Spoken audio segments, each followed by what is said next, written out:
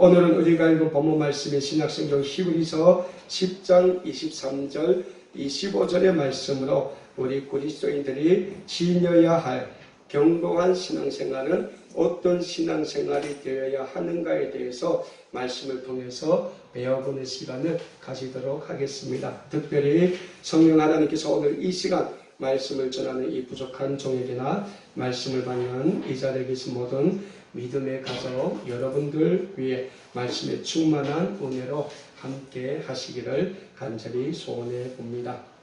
사랑하는 여러분, 사람이 이 세상을 살아가자면 여러 가지 주객관적인 요인들이 작용하게 된답니다. 그리고 이러한 주객관적인 요인들이 서로 조화롭게 잘 어울리는 가정 속에서 살아가는 것이 우리의 인생살이라고 합니다. 특히 사람의 삶에 있어서 작용하는 여러 가지 주객관적인 요인들이 서로 조화롭게 잘 이루어져 가는 삶은 그 삶 자체가 행복한 삶으로 이어지게 되지만 이 주객관적인 이런 요소들이 조화롭게 이루어지지 않고 자꾸만 탈선하는 삶은 그렇게 행복한 삶이 될 수 없을 것입니다. 특별히 우리 그리스도인들을 놓고 본다면 복잡 다양한 이 세상을 살아가는 가정에서 나서는 수많은 필요한 조건들과 요인들이 복합적으로 조화롭게 이루어져 갈 때 우리의 신앙생활이 원만하게 이루어져 가게 될 것입니다. 그러나 그러한 수많은 조건과 요인들 중에서도 가장 기본적으로 이루어져야 하는 요인들이 있다면 믿음, 소망, 사랑이라고 성경에서는 말씀하고 있습니다. 그 중에서도 특별히 오늘을 살고 있는 우리 그리스도인들의 삶에 있어서 가장 중요한 요소가 있다면 믿음이라고 해야 할 것입니다. 무엇보다도 오늘을 살고 있는 우리 그리스도인들의 신앙생활에서도 믿음은 절대적으로 필요한 조건부로 제기된다고 말씀드릴 수 있겠습니다. 특히 이 땅에 그리스도의 몸된 교회가 탄생하여 오늘까지 그 영적 명맥을 이어올 수 있었다면 오직 주 예수님을 나의 삶의 절대적인 주권자로 주님으로 고백하고 우리의 삶에 받아들였던 수많은 믿음의 선진들이 모진 고난과 환난과 핍박 속에서 지켜나갔던 미래에 대한 승리의 믿음에 대한 소망이 있었기 때문입니다. 성경을 보면 오순절 성령 강림 이후 교회가 시작되게 됩니다. 그러니까 예수님이 이 땅에 오셔서 3년 동안 공생의 삶을 사시다가 십자가에 달려 죽으신 후 다시 부활하지 않습니까? 부활해서 40일 정도 다시 12제자와 함께 계시다가 하나님의 부르심을 받들고 승천하죠. 하늘로 승천하죠.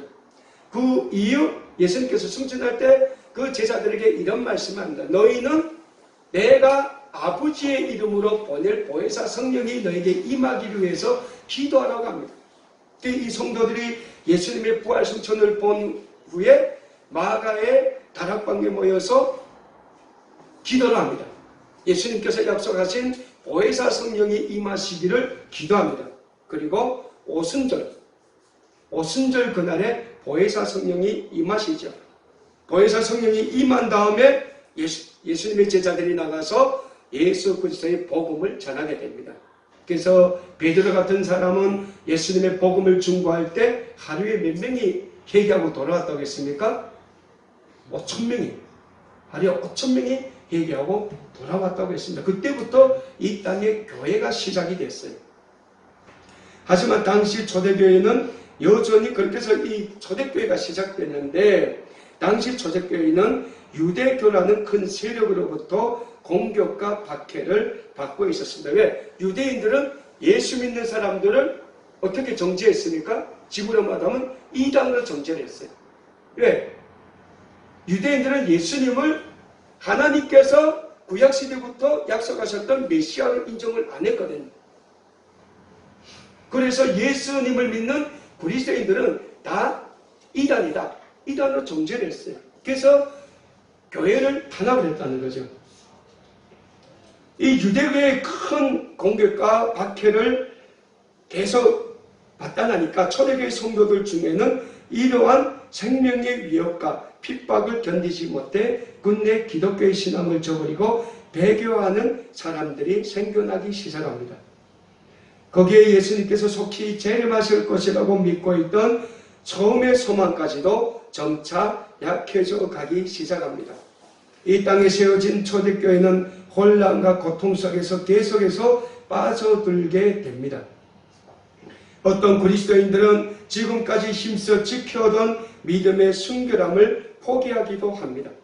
갈수록 초대교회 안에는 성도들 간의 갈등과 분열이 가중되었고 심지어 단조로운 기독교의 예배보다 유대교의 성전에서 드리는 예배에 더 큰 매력을 갖는 성도들도 보이기 시작합니다. 초대교회 성도들은 이제는 더 이상 교회에 모이는 것에 열심을 내지 않게 됩니다. 그들의 신앙 열정은 점차 식어가기 시작합니다. 이러한 속에서 남아있는 성도들은 교회의 형편과 자신들의 처지를 보며 이러한 고난의 이유가 어디에서 시작되는지 알기 원했습니다. 그들에겐 바라보아야 할 그 무엇인가가 필요했습니다. 그들에겐 어떻게 자신들의 신앙을 유지해 가야 하는지 알려줄 무엇인가가 필요했습니다. 여러분, 우리가 살다 보면 일이 딱 꼬일 때 있어요. 정말 앞뒤가 딱 막혀요. 여기서 벗어날 어떤 출구도 없어요. 그럴 때 여러분들은 무슨 생각 듭니까? 앞뒤가 딱 막혔을 때. 아무리 생각을 해봐도 이게 여기서 뚫고 나가야 될 어떤 출구가 없어요. 그럼 여러분들 어떤 생각 드십니까? 하나님. 하나님이요? 하나님이요? 에이, 모르겠다. 근데 거기 전격적 결론이죠. 사람은 딱 앞뒤 출구 막히면 아무것도 안 보여요. 하나님? 에이, 걔나 말씀. 안 보인다니까? 안 보여요. 하나님을 찾아야 된다는 거 알면서도 하나님이 안 보인다니까. 이때 초대교회 성도들도 같은 난정이었다는 거죠.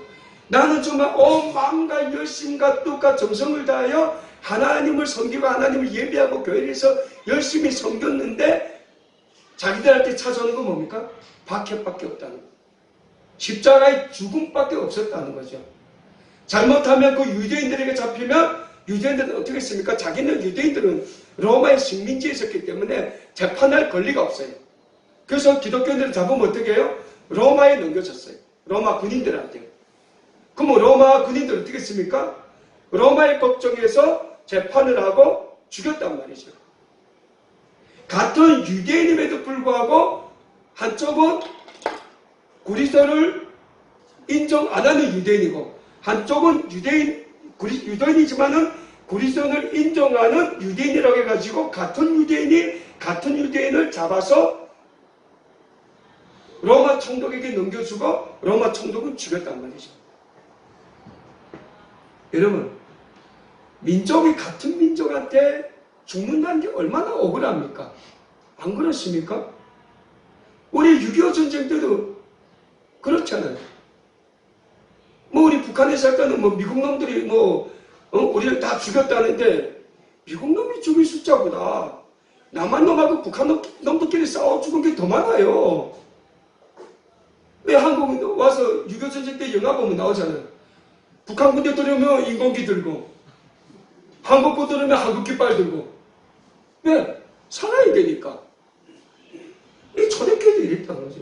믿음과 그 순결을 지킨다는 게 굉장히 어려웠다는 거죠. 그러니까 그 사람들이 바라는 게 뭐예요? 나는 열심히 했는데 나한테 잘해주는 거는 충격밖에 죽음밖에 없으니까 이 원인이 뭔가 알고 싶었다는 거죠.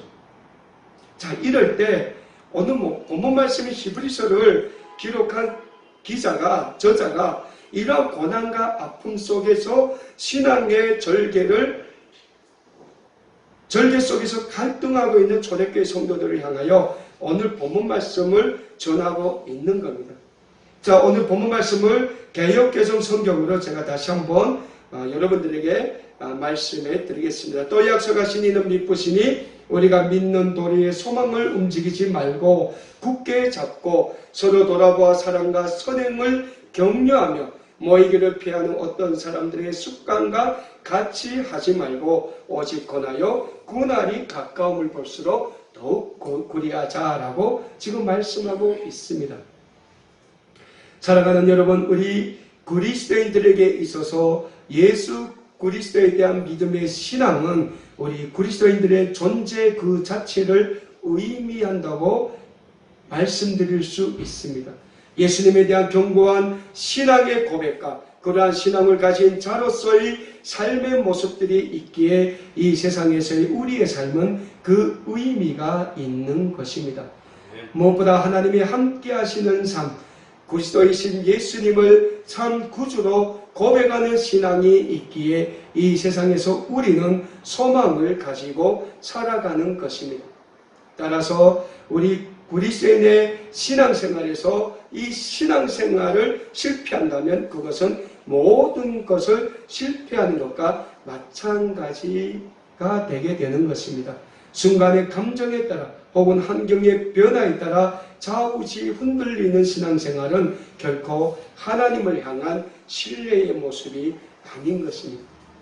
특히 오늘 우리가 살아가는 이 세상이 혼탁해지고 절대적이라고 생각했던 모든 것들이 무너지고 있는 오늘날의 이 세상 속에서 내 의지와 감정과 삶의 모든 것들의 주인으로 하나님만을 모시는 견고한 신앙생활이 우리에게 절대적으로 필요한 것입니다. 다음으로 견고한 신앙생활이 그렇다면 우리가 견고하게 신앙을 지켜가는 삶을 살아가지 못하도록 방해하는 것들이 있다면 무엇입니까? 우선 교회 안에서 우리의 믿음의 대상이 하나님이 아닌 다른 것에 있을 때 우리는 견고한 믿음 생활에서 실패하게 됩니다. 사람은 믿음의 대상이 아니라 사랑할 대상이다라는 말이 있다고 합니다. 그런데 우리는 종종 사람으로 인해 상처를 받고 절망하는 일이 많이 있습니다. 유일한 존재인 사람, 하나님의 피조물에 불과한 사람이 마치 내 믿음 생활의 전부가 된 듯이 사람을 보며 세상을 보며 살아가는 신앙생활은 실패할 수밖에 없게 된다는 사실입니다. 그래서 우리가 찬양 예배 때 늘 부르는 복음송가에도 이렇게 노래하고 있습니다. 사람을 보며 세상을 볼 땐 만족함이 없었네. 나의 하나님 그분을 볼 때 나는 만족하였네 라고 우리가 찬양을 통해서 고백하고 있는 것입니다. 그래서 우리 그리스도인들은 하나님만 바라보아야 합니다. 하나님만이 우리가 이 세상을 살아가는 데 있어서 가장 중요한 신앙의 목표, 믿음의 목표가 되기 때문입니다. 다음으로 견고한 신앙생활에서 실패하는 이유 중에 하나는 의심입니다. 다시 말씀드리자면 믿음의 대상을 온전히 신뢰하지 못하고 의심하고 믿음의 근거를 확신 있게 붙잡지 않으면 우리의 견고한 신앙생활은 흔들리게 됩니다. 우리의 믿음의 근거인 하나님의 약속, 예수님의 말씀에 대한 의심이 우리의 내면 안에 가득 차 있는 한 견고한 믿음 생활은 실패할 수밖에 없다는 교훈을 우리는 잊지 말아야 합니다. 그렇다면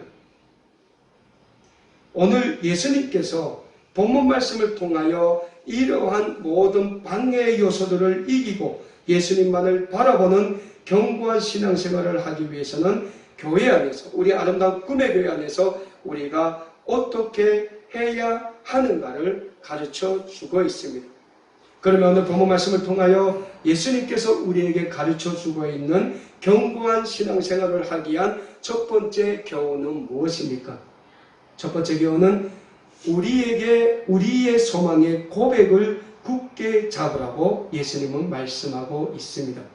오늘 본문 말씀은 히브리서 10장 23절에서는 우리에게 이렇게 말씀하고 있습니다. 또 약속하신 이는 미쁘시니 우리가 믿는 도리의 소망을 움직이지 말고 굳게 잡으라고 말씀하고 있습니다. 이 편지를 받고 있는 당시 초대교회 성도들은 그들의 신앙을 흔들어 놓는 온갖 것들에 둘러싸여 있었습니다. 그동안 함께 눈물로 기도하며 나의 것 너희 것 가리지 않고 서로를 위해 모든 것을 내어놓았던 그 형제가 그 자매가 어느 순간부터 예수 그리스도를 향한 순수했던 신앙을 저버리고 교회를 핍박하는 이들의 자리에 함께 서 있는 모습을 보느라면 성도들의 마음은 고통과 절망 그 자체였을 것입니다. 그러할 때 주님은 그러한 것에 흔들리지 말고 믿는 도리의 소망을 굳게 잡으라고 말씀하고 있는 것입니다. 사랑하는 여러분, 이 세상에는 우리의 신앙을 흔들어 놓고 혼미하게 만드는 것도 많지만 사실 그것은 오히려 우리 눈에 마치 믿을 만한 것으로 착각하게 하는 것들이 많기 때문입니다. 예수님이 아니라도, 예수님의 약속이 아니라도 우리를 평안함으로 보호해 줄 것만 같은, 우리를 승리의 영광으로 인도해 줄 것만 같은 것들이 많이 있다고 우리가 생각하고 있기 때문입니다.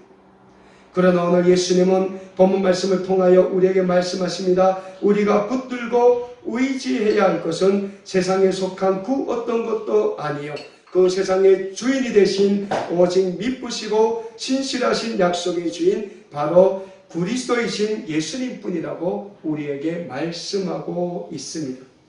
십자가의 그 고통을 당하면서까지 우리를 사랑하신 예수님, 나의 모든 아픔을 함께 맛보고 계신 영원한 친구이신 우리 예수님만이 우리가 삶을 살아가는 동안 마땅히 의지해야 할 뿐이라고 오늘 말씀은 우리에게 강조하고 있는 것입니다.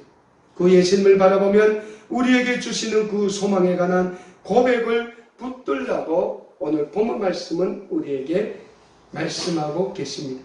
주님께서 연약한 우리를 향하여 내미신 그 피 묻은 손을 우리 또한 우리 팔을 뻗어 굳게 잡고 놓치지 않기를 주님께서는 원하고 계시고 있는 것입니다. 오늘 본문 말씀을 통하여 우리가 신앙생활에 있어서 흔들리지 않고 견고한 신앙생활을 살기 위해서는 우리에게 사랑과 선행을 격려하기 위하여 서로 돌아보아야 한다는 것입니다.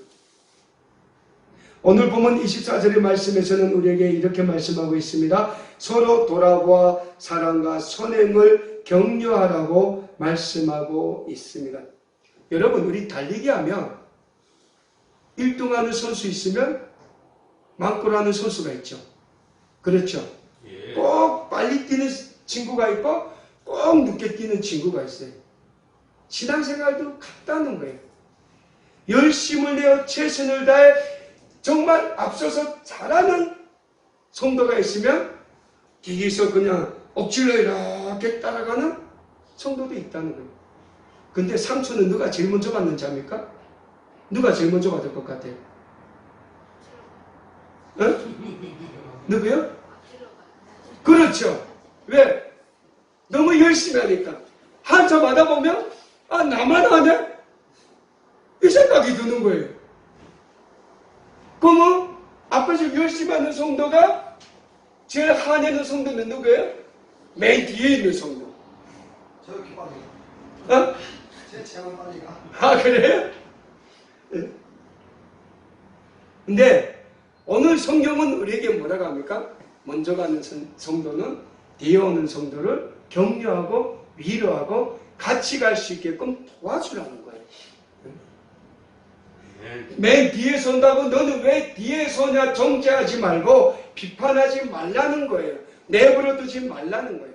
위로하고 격려하고 같이 손잡아 가라는 거예요. 오늘 히브리서 기자가 이 히브리서를 기록하는 이 초대교회 때 그랬다는 거예요. 어제까지 같이 열심히 기도하며 박해받으며 교회를 섬겼습니다.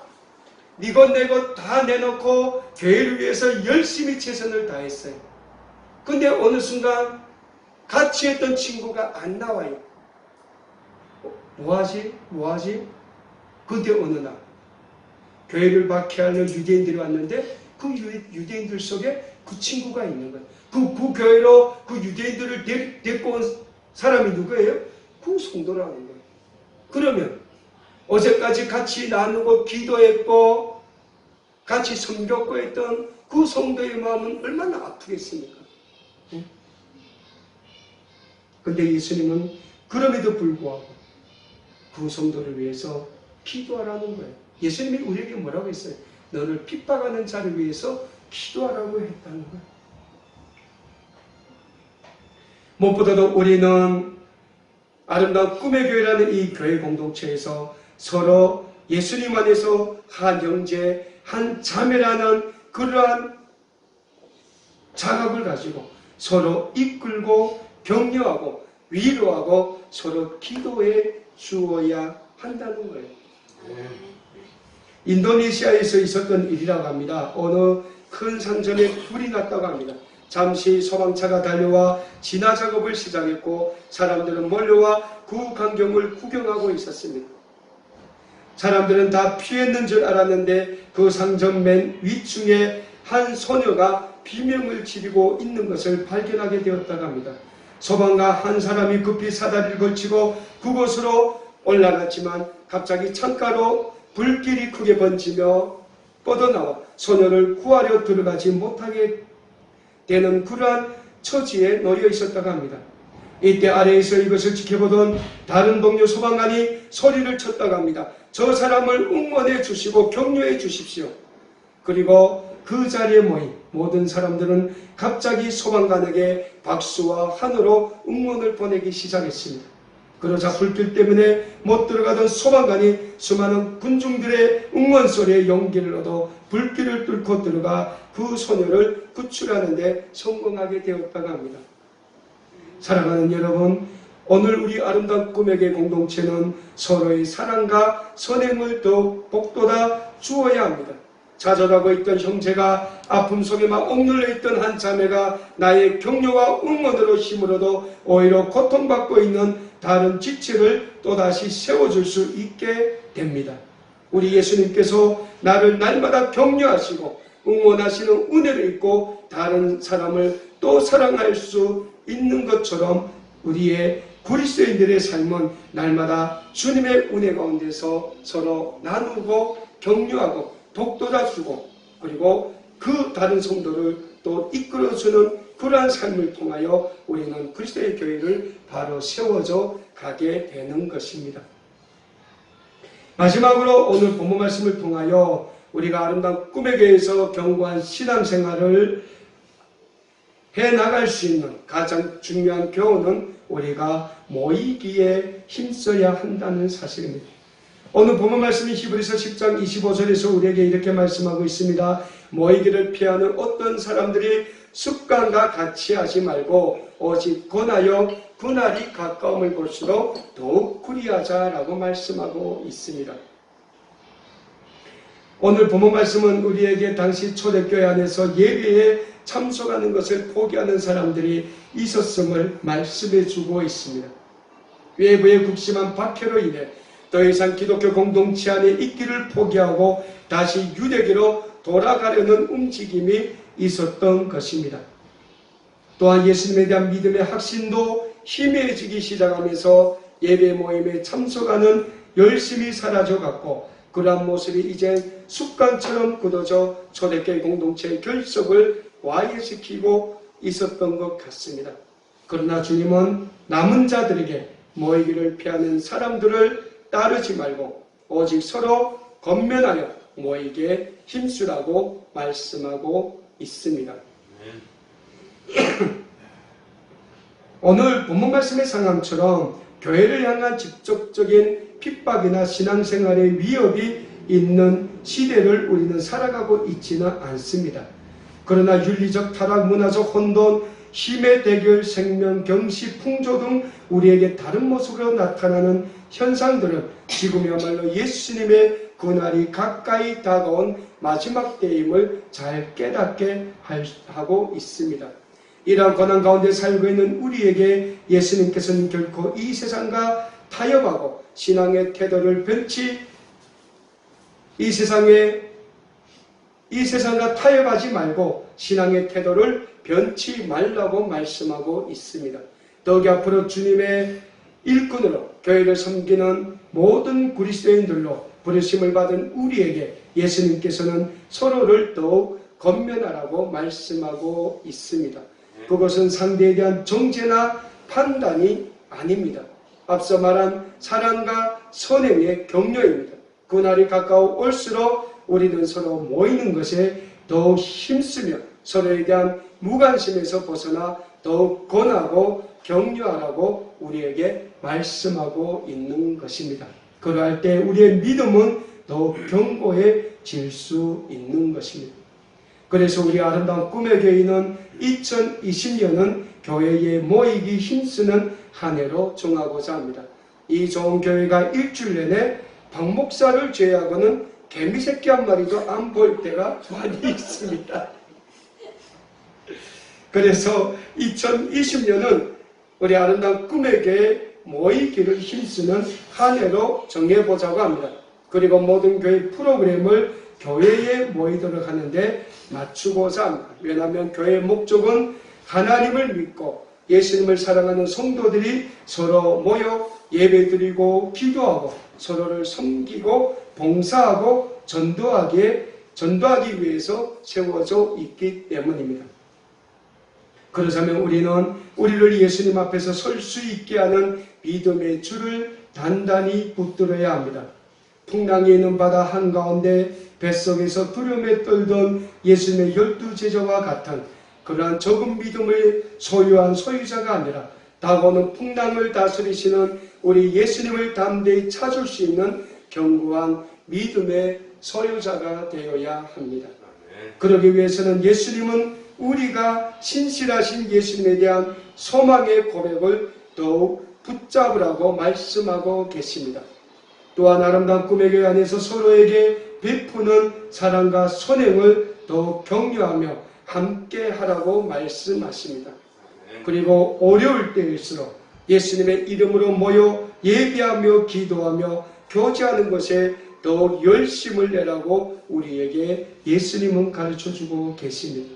이 모든 것을 또한 서로에게 권면할 것을 말씀하고 계십니다.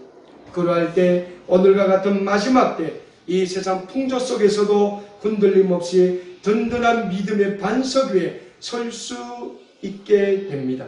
우리의 신앙과 열정이 약해질 때마다 오늘 주신 예수님의 말씀을 우리는 가슴속에 되새겨야 합니다. 그래서 늘 우리의 삶이 주님이 다시 오실 그날까지 견고한 믿음의 반석 위에서 날마다 사탄과 영적인 전쟁에서 승리함으로 장차 우리 하나님으로부터 받게 될 승리의 면류관을 다 받아 안아 누리시는 우리 아름다운 꿈에게 모든 믿음의 가족 여러분들이 되실 수 있기를 우리 주님의 이름으로 간절히 소원합니다.